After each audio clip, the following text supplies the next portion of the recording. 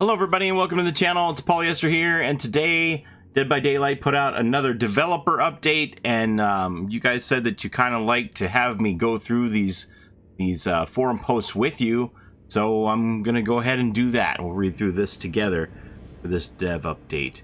I know it says September 2019, but you know, we're just at the beginning of October. They're just recapping what went on in September. So here we go. We're back with another edition of the developer update, a series of posts detailing our progress on upcoming features and known issues. This time around, in addition to the normal topics, we'll have sneak peeks on some changes coming in the mid-chapter update. Matchmaking. Recently, the matchmaking system was changed to use the highest rank in a survivor group when searching for a killer. This change prevents groups from using a single low-ranked player to abuse the matchmaking and get less experienced opponents. We're on the lookout for any potential edge cases that may remain. To give you an idea of what is expected of the matchmaking system, here's how the system works. Survivors are matched to a killer as close to their rank as possible. If the survivor is playing with a group, the highest ranked survivor's rank will be used for matchmaking purposes. For example, if a rank 1 and a rank 10 survivor are playing together, the game will search for a rank 1 killer. If the match of the same rank is not available, the system will gradually expand the acceptable range until it finds a match. This has a hard limit of 6 ranks above or below your rank. New players between rank 16 and rank 20 receive an exception to this rule in order to ensure that they can find a match even when there's no other new players queuing. You will not be matched with someone outside of a given range. This is to ensure that your connection to the other players is as good as possible. When on dedicated servers, players will be matched to their nearest data center rather than their distance to the other players. Survivors playing in a group with distant friends are an exception to this rule. If you experience something outside of this range, please be sure to let us know here. And then they have this link. This is something that I was all for. I was afraid at first when they said that you had to be ranked to, you had to be matched with a rank 1. If you were a rank 1 survivor, you had to wait for a rank 1 killer, because I just didn't think there were enough rank 1 killers, and I thought it was going to really hurt queue time. So I am glad that as you wait longer and longer, it expands the search, and I'm happy that it has a hard cap that it'll only go 6 ranks above or below your rank. So it won't just say, well, we waited forever, just throw them in with a rank 20.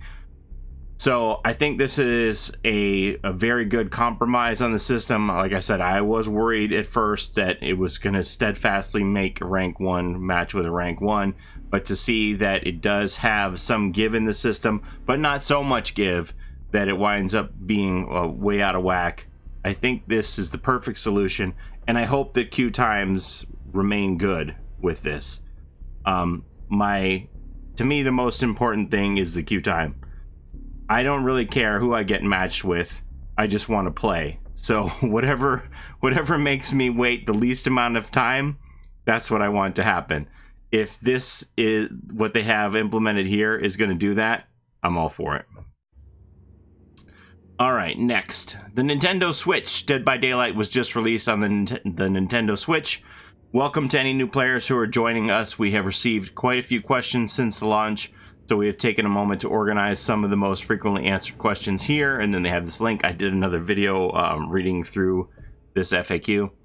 We also created a Switch section in the bug reports section of the forums in case you stumble upon any issues as you play. Dedicated servers. By the way, the Switch does play on dedicated servers already. Following the test in the last PTB, we decided to postpone the launch of dedicated servers on the live game while we iron out a few issues. Our new launch target for PC and consoles is fall 2019. We'll be running tests on the live build of the game on PC only, starting in early October. For more details, click here. Yes, I can confirm that they are running tests on the live build in early October, because we did it today. We didn't realize it right away, but then somebody pointed out, hey, we're playing on dedicated servers right now, and when we looked at how we were queuing and stuff, we realized, yeah, we're on the dedicated servers right now. Nothing terrible happened to us today. There was a weird instance where Michael Myers was stalking us, and he went into tier 3 twice. We got the notification that he was in tier 3 twice, and then we had a visual bug on our screen that made it look like he was in tier 3 for the entire match, but he wasn't. Other than that, it was business as usual. Dedicated servers have, however, been active on the Nintendo Switch since launch. This is essential as the Switch version does not support hosting a game. Any improvements made to dedicated servers on other platforms will make their way into the Nintendo Switch as well. Okay, here we go. The Nurse add-on update. A few months back, we announced that we would be revisiting the Nurse's add-ons to ensure that all of them are as fair as possible and that she has the correct distribution of add-ons, with 4 common, 5 uncommon, 5 rare, 4 very rare, and 2 ultra rare. With these changes getting nearer, we would like to share a few of them with you. So first we have the plaid flannel. The rarity is changed from very rare to common, and the blink indicator placement has been improved and will now stay visible until the nurse has reached her destination. It was previously not visible while blinking. Heavy panting considerably increases maximum blink range and considerably increases the maximum blink charge time. So if I look here on heavy panting, the current version is moderately increases the chain blink window and moderately increases the fatigue duration of the blink. So this looks like the heavy panting is taking away the fatigue increasing, and it's increasing the maximum blink charge time and the maximum blink range. And then for the third one that they're sharing with us, there's going to be quite a few changes, but these are just some that they're sharing with us. Jenner's last breath. After blinking, it allows the nurse to immediately blink back to her original position by pressing the secondary power button. It requires a blink charge and must be triggered during the chain blink window. So the old Jenner's last breath was it tremendously increases the blink movement speed, moderately decreases the blink charge speed, and you would lose a blink, removes 1 chain blink. So they've taken off this penalty that made you lose a blink, and it has this interesting mechanic where it's like a bounce back blink. When you push a button, you go back to where you were. So that's pretty interesting. With these add-ons, as well as the rest of the nurse's new add-ons, they will be available for testing in the upcoming mid-chapter 13 PTB. We'll be keeping an eye out for feedback once you have had a chance to give them a try.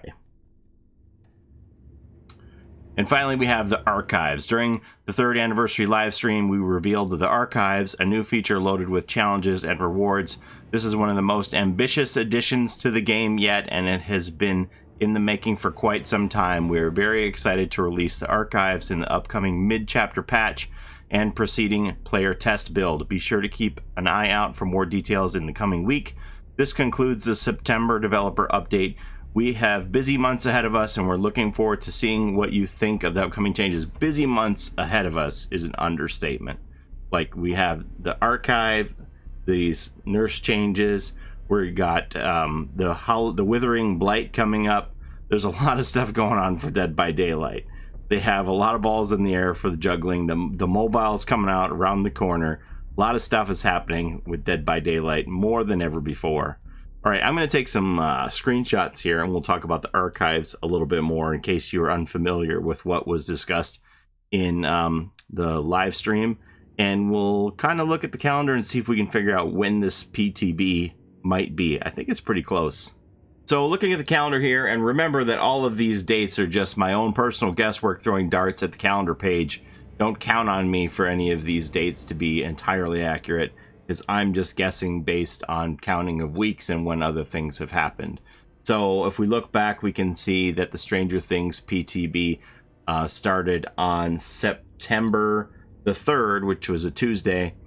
And if we count, like they want to do these 6 weeks apart, then that would take us 6 weeks down into October the 15th. So I'm assuming that the mid-chapter PTB would take place no later than October the 15th. However, remember that in our estimation, the Stranger Things PTB was delayed by a week. It's entirely possible that they made up that week now, and we could see the PTB come out as early as October the 8th. And the reason I say that is we're assuming that the Withering Blight event is taking place the last 2 weeks of October, approximately from October the 17th until the 31st. Again, that's just guesswork. We don't know about those dates. But if you have the PTB on October the 15th and then the Withering Blight does start on the 17th, who's going to want to play in the PTB and give them the test data that they need? They're going to want to jump back to live build and start earning cosmetics on the Withering Blight event, right? That's my guess. So if you had it on the 8th, that would give you that full week to get testing in. It wouldn't get in the way of the Withering Blight event. So we might see it as early as the 8th and clear the decks for Withering Blight on the 17th. But again, I don't even know if the Withering Blight's starting on the 17th. So this is all just guesswork. But that's my best guess for when we might see this mid-chapter patch testing come out on the PTB.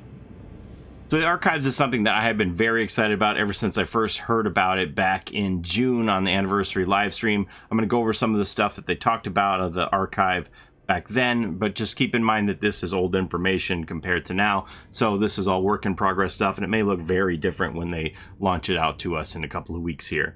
So the purpose of the archives is to expand the universe, give the players some new goals and new rewards. Expanding the universe, they're going to tell some in-depth stories about the characters that we love and touch on their backgrounds, give us more information, more lore about Dead by Daylight. The goals are going to come in the form of quests that we're going to do to complete, and if we complete those quests, we're going to get rewards. So, there's going to be a new area in the game that's going to be called the Archives. And you see this hand over here on the left. This is the Archivist or the Observer. They're going to guide you through each tome. So just as we have a DLC coming out every 3 months, on those alternate 6 weeks when we have mid-chapters, we're going to get the a new tome for the Archive. And it's going to be themed around a different character. There's going to be killer stories and survivor stories in it. For multiple characters, but then there's going to be one specific story that's going to focus on an individual character, and they're going to do this every 3 months with these tomes. For example, here you see this one is a mock-up of Claudette for the first story. Here she is as a child with her parents. If this was the first tome, we'd be looking in depth into her character background. And so you will have this little map here. It's kind of like a blood web where you will pick a path of quests to do. It'll tell you what you have to do. For example, this quest here says catch a survivor in the Trapper's Trap immediately after they vault. And you would try and go through and complete the web of quests. And this will help you unlock these rewards, and you're going to earn blood points doing them. Obviously, you can unlock cinematics that are going to tell stories about the individual characters. One of the rewards you're going to get is this new cosmetic that they call the Charms. If you complete the tome, you're going to get these charms, and there's a charm that's specific to each tome. The charms are things that you can hang on the survivor's belt or on the killer's hook to show your bragging rights that you completed the tome.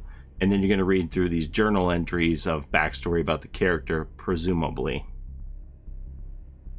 And then there's also going to be cosmetic rewards. The cosmetics are going to be themed to that particular tome. So here we see a mock-up of Claudette here in some winter gear, most likely in Montreal. You need a coat like that in Montreal, I'm not going to lie. Sorry, behavior. And then, now, this is the part that everybody gets upset and is shocked about. They're going to have these... Oh, I missed one, sorry. These 2 different tracks. So we have 2 tiers of rewards on the Rift. They call this Rift part of the archive, where you can go on the tracks and earn cosmetics. And there's a free track. Tier 1 is a free track. Tier 2 is a paid track. If you're on Tier 2, you earn more cosmetics. Now this is where everybody freaks out and they hear the words Battle Pass and they're like, oh no, Dead by Daylight's going to Battle Pass. Hey, they're putting out cosmetics on the weekly that are $10 a piece, sometimes 2 at a time if you have a killer and a survivor released, or, you know, sometimes more than one survivor at $10 a pop. I don't know what they're going to charge for this, but if you're not buying the weekly cosmetics at $10 a pop, then you can easily pass on this too. It isn't necessary.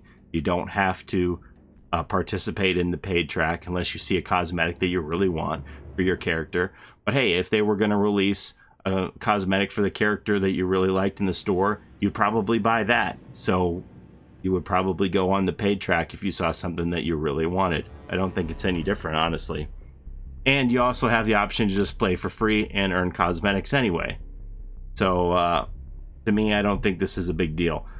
This also doesn't mean that they're going to stop making their regular cosmetics for the shop.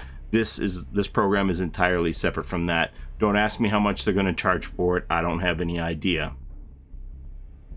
And so then these new archives and new rifts are going to come out every 3 months. So here on the left where it says tentative, that's where we are. The bridge between chapter 13 and chapter 14. This is the mid-chapter patch. This is the first archive, the first rift. The rift is the tiers of the tracks, by the way. The archive is the quests. And then 3 months from that, between chapter 14 and 15, we would get another tome for the archive. And then between chapter 15 and 16, we would get the third tome for the archive. If you don't complete a tome, it's going to stay there for you. You can go back to it. You can select which tome you're going to work on. I believe that's what they said. So it's not like you have a deadline on it. So I hope that helped explain what the archive and rift is. In a few weeks, we're all going to see it. We'll talk about it more as it gets closer. I'm super excited about it. I know a lot of you are too. Word on the street from devs who've said they have played it. They said it's amazing. So I can't wait to check out this archive thing. I think just anything that fleshes out the lore of the game is welcome, and I just can't wait to just complete the quest as fast as possible and get through all that and see what secrets the entity has been hiding from me. Thanks for watching, everybody. Have a great day, and we'll see you next time. Bye-bye.